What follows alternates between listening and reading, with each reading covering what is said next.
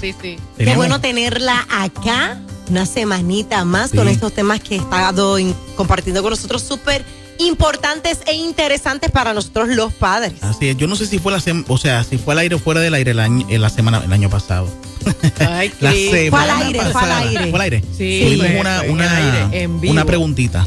Sí. ¿Verdad? Que usted dijo que iba a trabajarla hoy. Eso es así. A contestarla Fue una hoy. promesa que le hice a Moraima. Así mismo es. Y qué bueno que la va a trabajar hoy. Sí, la semana pasada, en algún momento en la sección, pues tú preguntaste sobre el asunto de la prevención de abuso sexual para los niños. Si uno debe decirle específicamente, mira, no confíes en esta persona, o no te dejes tocar de tal persona, o no dejes que esta persona te bañe o te atienda, ¿no?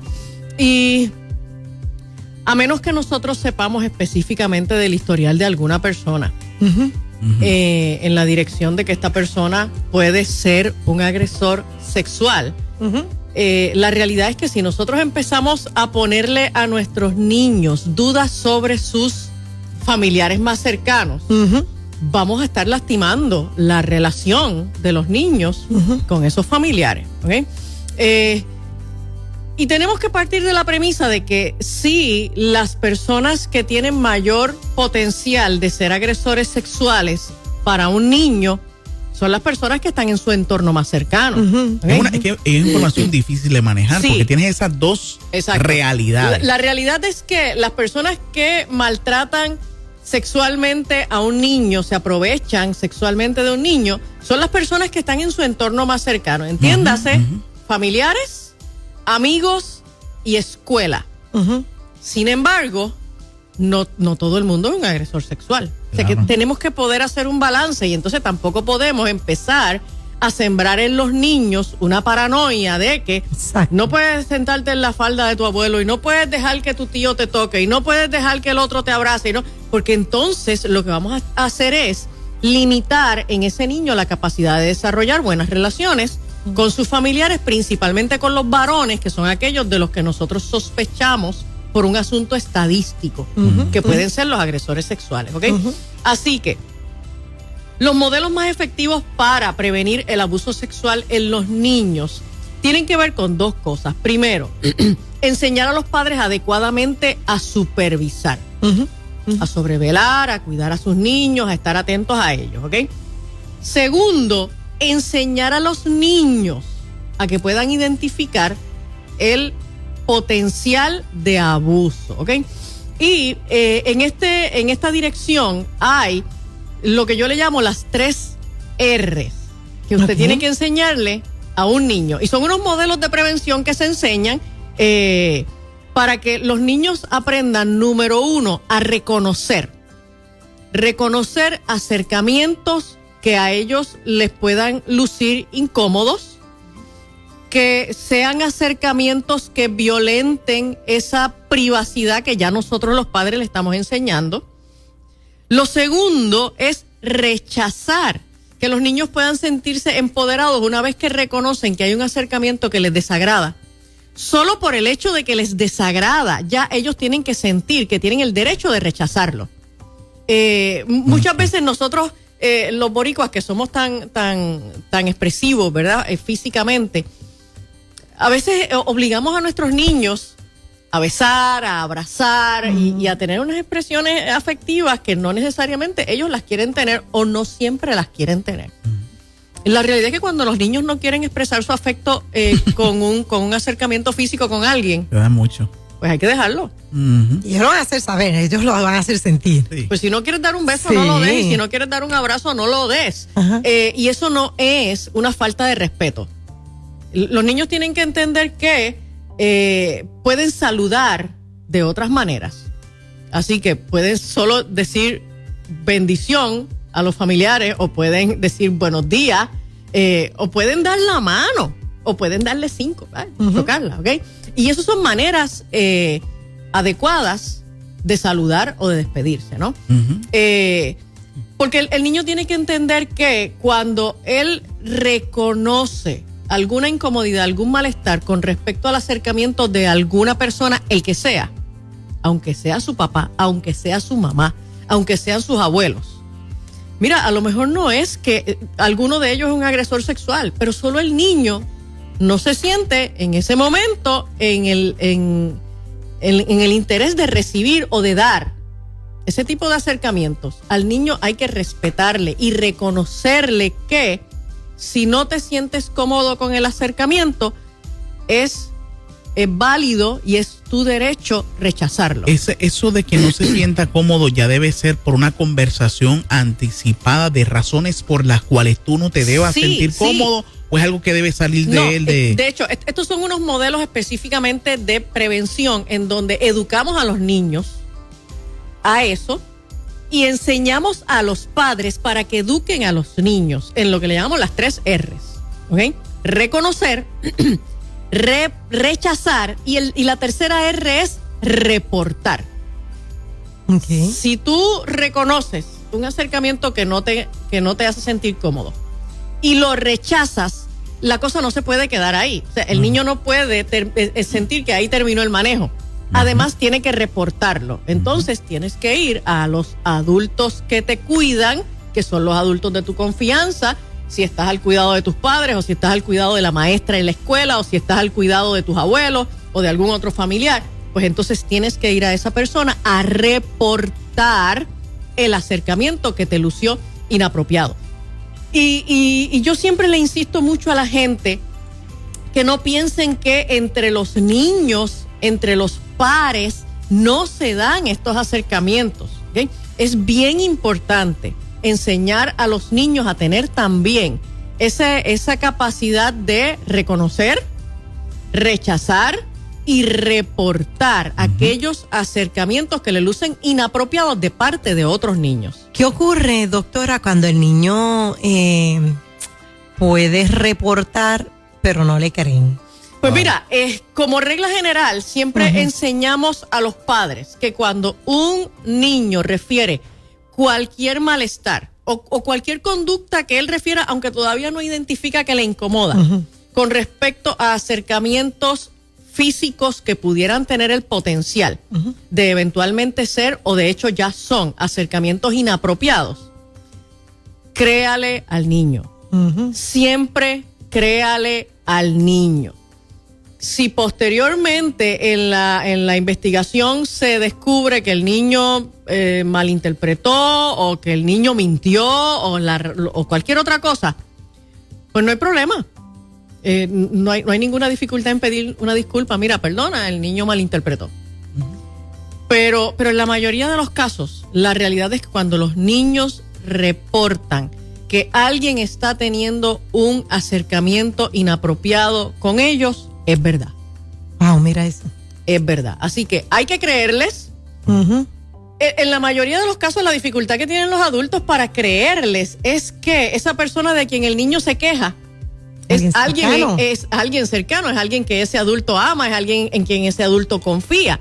Así que sencillamente es más fácil pensar que lo que el niño está diciendo es mentira que pensar que lo que el niño está diciendo es verdad. O sea, en muchas ocasiones, pensar que lo que este niño me está diciendo es verdad implica que yo voy a tener que hacer una querella.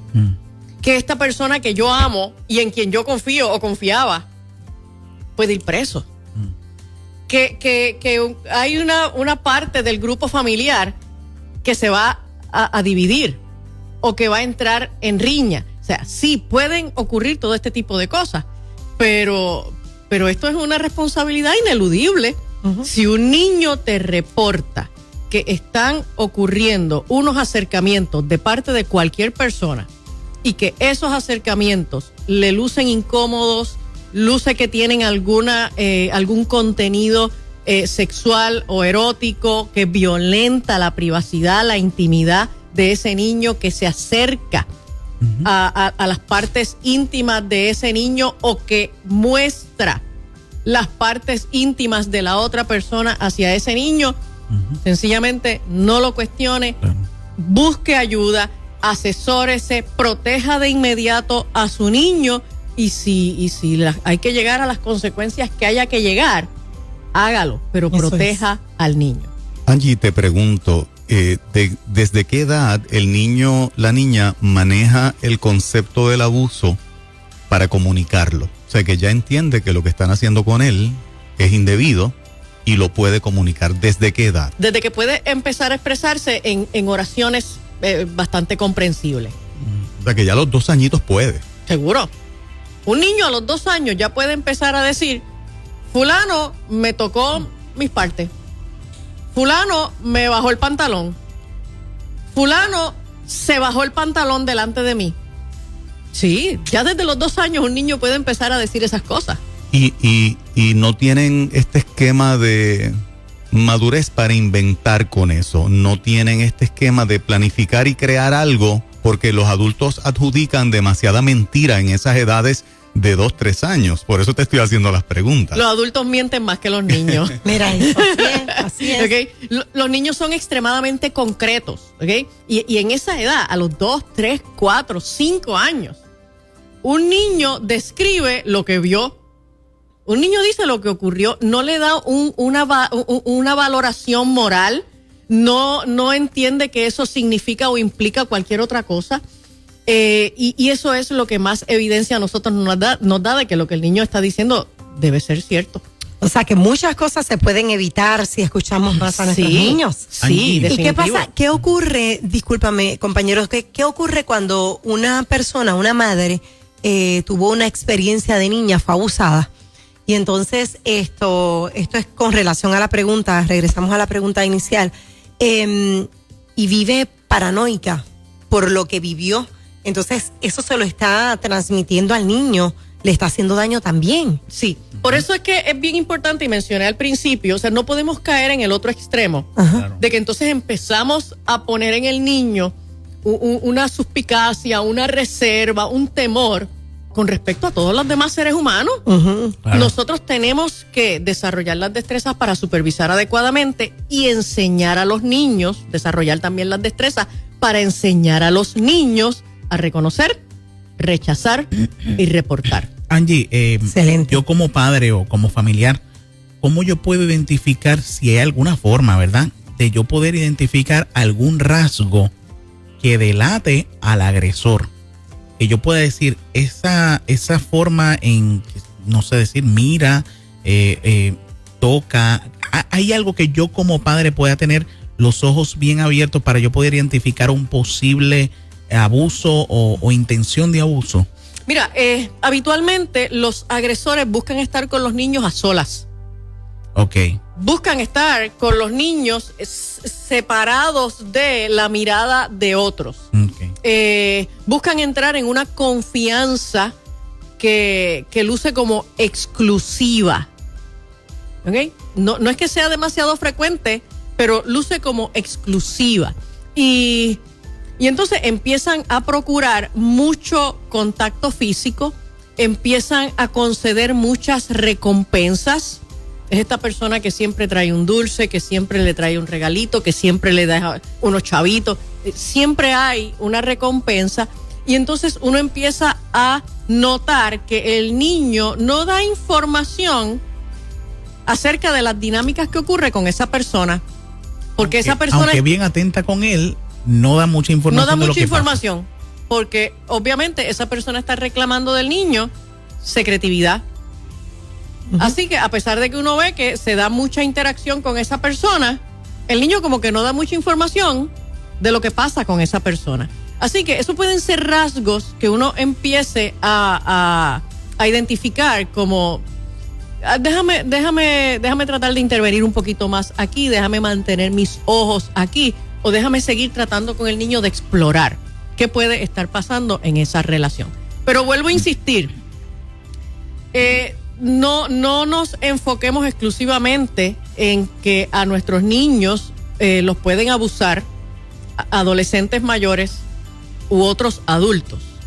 No pierda de perspectiva que entre ellos se dan unas interacciones porque observaron en algún video, porque observaron a través de la internet o sus celulares, porque lo escuchan en la música. Hay música que es muy gráfica, demasiado gráfica. Y entonces los niños empiezan a escuchar esas cosas, a ver esas cosas y empiezan a replicarlas sin entender exactamente lo que están haciendo a manera de juego, pero ya entonces entre ellos se empiezan a dar unas conductas sexuales que hacen daño a la víctima y al agresor. Excelente. Vamos a abrir las líneas telefónicas para que las personas puedan preguntarle a la doctora Angie González si tienes alguna pregunta. 993-9700, 993-9700. Aprovecha las herramientas que la doctora está compartiendo en esta mañana en Ruta. Muy buen día. Muy buen día. Sí, adelante. Dios les bendiga a todos. Amén, amén. En mi caso particular, mi experiencia fue con papá. La menor nunca dio ningún indicio, nunca se apartó, nunca dijo nada como tal de decir, pero a veces los niños, ¿verdad? Ya cuando van creciendo, pues uno les dice lávate tu parte para que se vayan independizando. Y entiendo que es un área que tenemos que estar más conscientes, ¿verdad, mamá? Porque no fue hasta en el momento del baño, que la niña expresó que tenía molestia. Y cuando expresó que tenía molestia, ahí se le preguntó que por qué, que si se había caído, que si se había dado, que si se había rascado. Y ahí fue que expresó que le habían tocado. Y no había ningún indicio. ¿Qué edad tiene? Es bien difícil. ¿Qué edad y tenía es algo ella? que deben orientar, porque a veces nosotros como mamá queremos que nuestros niños se independicen, que se vistan, que se bañen, pero hay que estar pendiente. Mamá, ¿qué edad tenía tu hija cuando descubriste lo que estaba Cuando pasando? habló, 2 y medio. 2 añitos y medio. Wow. Ok.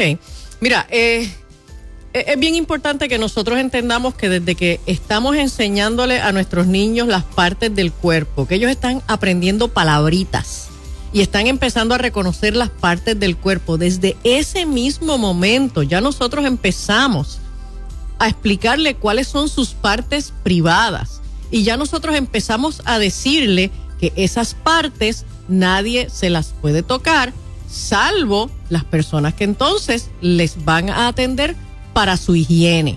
¿Okay? Y los niños entonces empiezan a reconocer eso. Obviamente, de la misma manera que nosotros le enseñamos a los niños cualquier otro concepto en donde se requiere repetición. O sea, nosotros no podemos pensar que porque hoy, cuando estuvimos bañando y atendiendo al niño, pues les explicamos que estos son los ojitos y esta es la nariz, y esta es la boca y este es el pene y este... No podemos pensar que porque se lo dijimos hoy, ya el niño lo captó. O sea, esto es algo que se lo tenemos que repetir y repetir y repetir y repetir. Y no hay ningún problema en que nosotros le indiquemos a los niños la privacidad de su cuerpo. No estamos poniendo ni sembrando en él ninguna información que vaya a provocar malicia. ¿Ok? Así que sí, es bien importante y qué bueno que esta oyente nos menciona. O sea, ya a los 2 años una niña puede dejar saber algo que le está incomodando. Continuamos con más llamadas a esta hora bebé. en Ruta. Buenos días. Buenos días, Dios le bendiga. Amén. Mire, mi casito es el siguiente. A la edad de mis 8 años más o menos, yo era molestado por un primo mayor. No cuestión de violación, sino que me invitaba a jugar, me bajaba el pantalón, me tocaba mi pene, me decía que lo besara con el de él.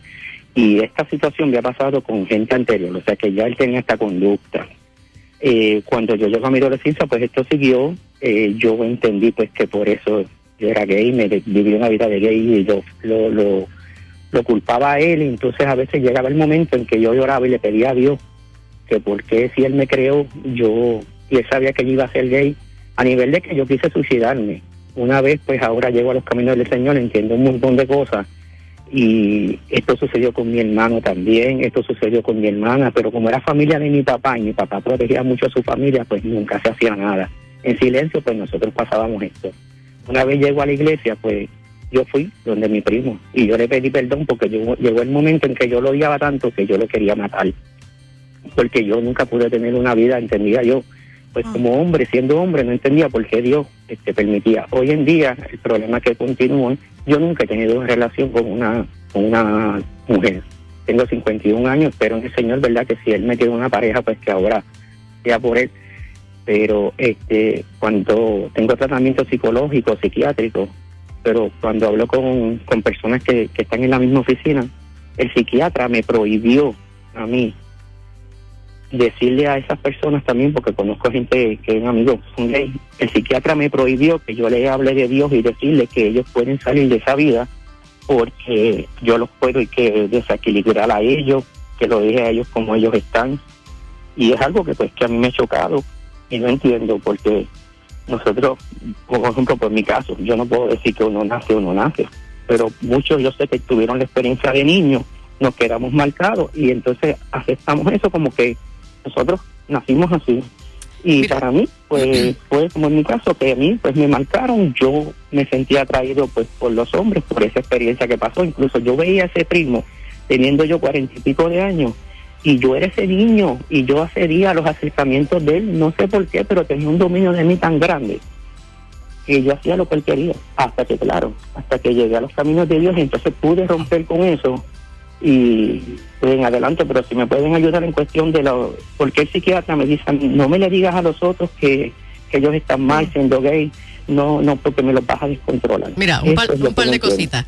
Gracias por compartir tu experiencia. Sí, muchas gracias. De verdad Primero, que sí. El abuso sexual en un niño puede dañar la vida de ese niño por el resto de sus días. O sea, esto de veras es bien serio. El otro elemento que quiero mencionar es el abuso sexual se da entre chicos de edades similares. O sea, él está hablando de que esto es un primo que le llevaba tal vez algunos años, pero se da entre chicos de edades similares en muchos casos. Y entonces solo la gente piensa que pues como son muchachos, ellos juegan entre ellos y aquí no hay nada que supervisar. No, atienda las interacciones que se dan entre los niños y los adolescentes. Él menciona además que este primo, a él también le habían hecho daño sexualmente en tiempos anteriores. Sí, cuando un niño exhibe conductas sexuales hacia otro, es porque ya alguien lo ha sexualizado primero. Así que tanto la víctima como el agresor necesitan ayuda, ¿ok? Y por último, nosotros no podemos concederle a nadie sobre el planeta que nos prohíba nuestro derecho y obligación de compartir el evangelio con otros. Si el evangelio fue lo que luego de décadas en tu vida te trajo esperanza, te trajo sanidad, te trajo liberación, te permitió empezar a entender el fenómeno que has estado atravesando y caminar por un proceso de restauración, compártelo con otros. No importa quién te diga que no lo puedes hacer, compártelo con otros. Alrededor del mundo y a lo largo de la historia, muchas personas han estado dispuestas a perder su vida reclamando su derecho y su obligación de compartir el evangelio con otros. El argumento del psiquiatra de que desequilibra a quien él le lleva ese mensaje, que es un punto de suma preocupación para él, ¿qué le puedes decir en cuanto a eso para que esté tranquilo? Si están sentados en la sala de espera de un psiquiatra, es porque ya están desequilibrados. Este hermano no va a traer ningún conflicto que ya estas personas no tengan. Por eso es que están en el psiquiatra. Wow. ¿Cómo te pueden conseguir, Angie? Para servicios psicológicos, usted nos deja un mensajito en el 787-613-5908. 613-5908 y también pastoreamos en la iglesia Catacumba 2 en Bayamón. Allí estamos los domingos a las 10 de la mañana. Excelente, muchas gracias. Continuamos con más aquí en Ruta por Nueva Vida 95.